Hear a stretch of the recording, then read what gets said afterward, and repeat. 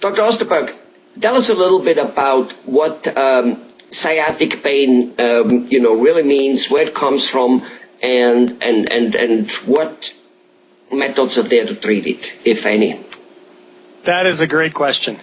The sciatic nerve comes out of a couple different nerves in your lower back. It runs down underneath your gluteal muscles or your buttocks. It wraps around the hip and the back and side of the leg and goes all the way down to your foot. And when you have a problem with the sciatic nerve, you can have pain anywhere along that path all the way down to your foot. There's a couple different things that can cause sciatic pain. Just because pain goes down the leg doesn't mean it has the same cause. It can be coming from the spine itself, from some degeneration or some arthritis in the spine, or bone spurs can irritate it. It could be a more serious condition like a ruptured disc in the lower back or a bulging disc that's irritating the nerve.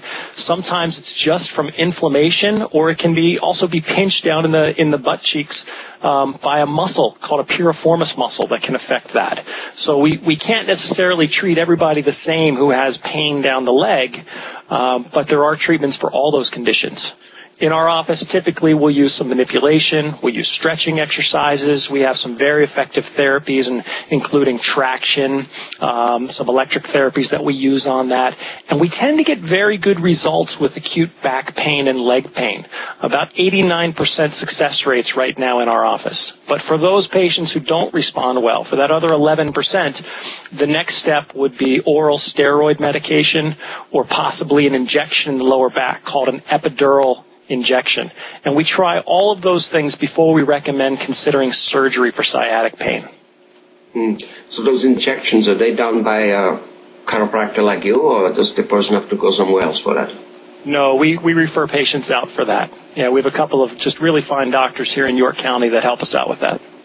Okay, all right. So on the treatment, let's just say that without surgery and without injection, on an average, does a person have to be in treatment forever from then on, or is that something, after a few 4, 5, 10 treatments it's done and he can rest safely? What's the deal there? With low back pain and sciatica, the average is 11 visits in our practice. So usually we see some improvement within a 2-week period. Very quickly, within 4 to 6 sessions, we're seeing some improvement.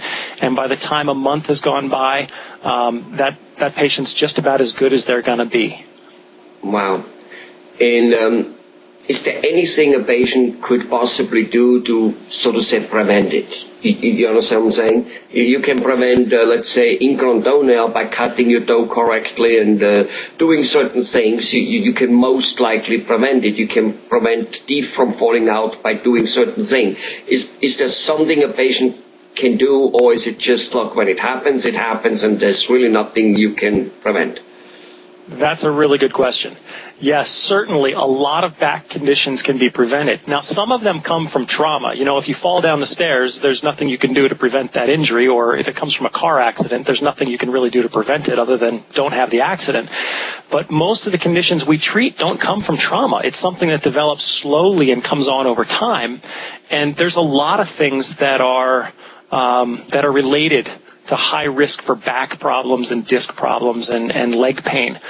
Being overweight is one, having poor posture is another, performing repetitive motions on the job. For example, somebody who's a bricklayer, they do heavy lifting and bending all the time. They're always working down around knee height where they're bending and lifting and bending all the time.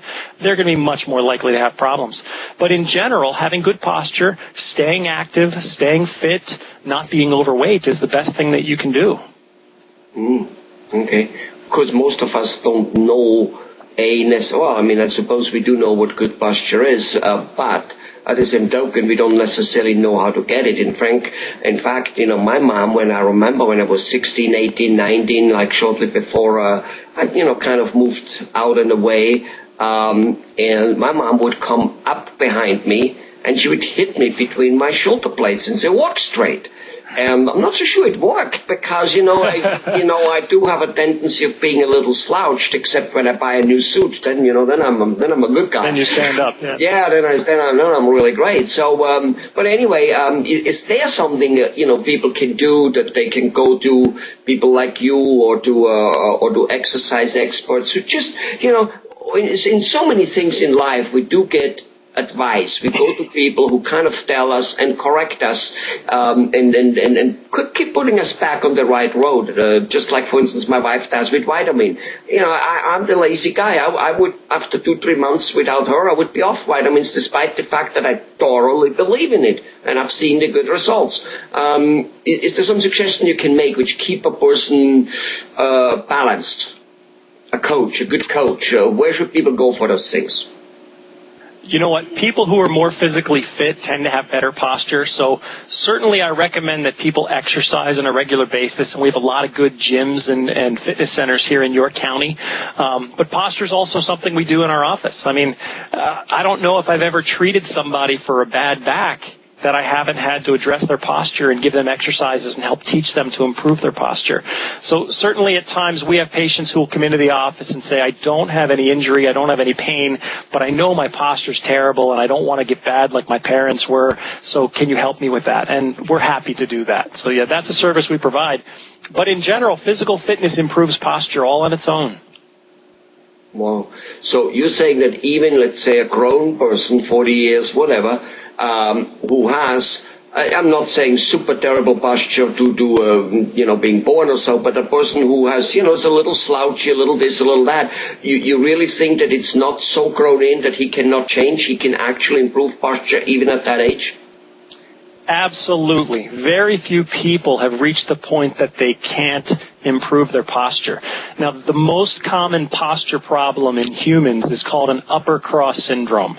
It doesn't apply to everybody, but 9 out of 10 people who have bad posture, it's because they allow their shoulders to slump forward, they allow their head to go forward, and they develop what's called an upper cross syndrome.